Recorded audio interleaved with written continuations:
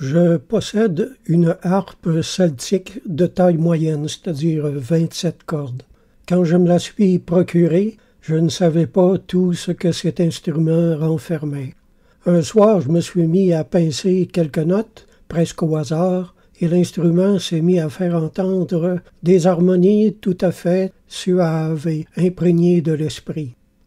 Je joue de plusieurs instruments depuis longtemps, mais aucun ne m'a jamais fait cet effet sublime. La harpe, à proprement parler, ne nécessite à peu près pas d'accompagnement du tout.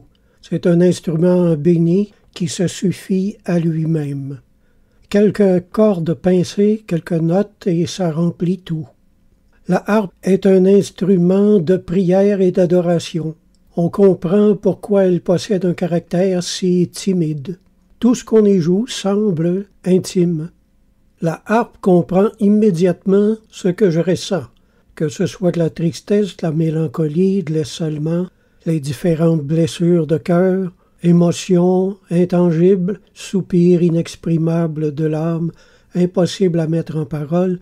Ma harpe fait tout ça pour moi. On dirait qu'elle comprend tout.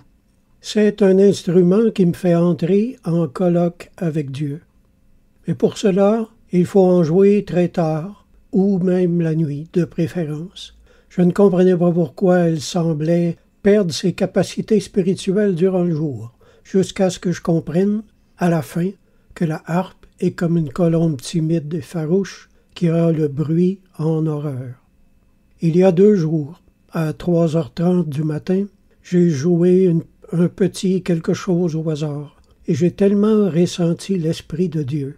C'est comme si je venais de dire au Seigneur en quelques cordes tout ce que je ressentais. Ça m'a fait un bien souverain. Je suis de ceux que la musique nourrit.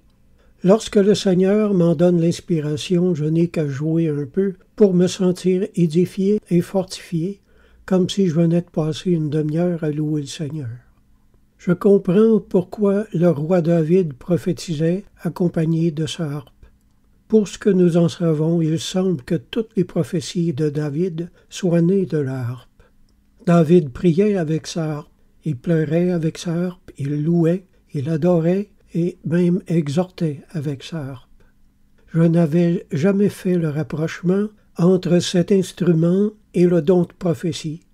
Maintenant, je comprends mieux pourquoi le prophète Élie a demandé que lui soit amené un joueur de harpe afin de le rendre apte à prophétiser. David, Asaph et ses frères, les fils de Corée, tous ont prophétisé sous la harpe.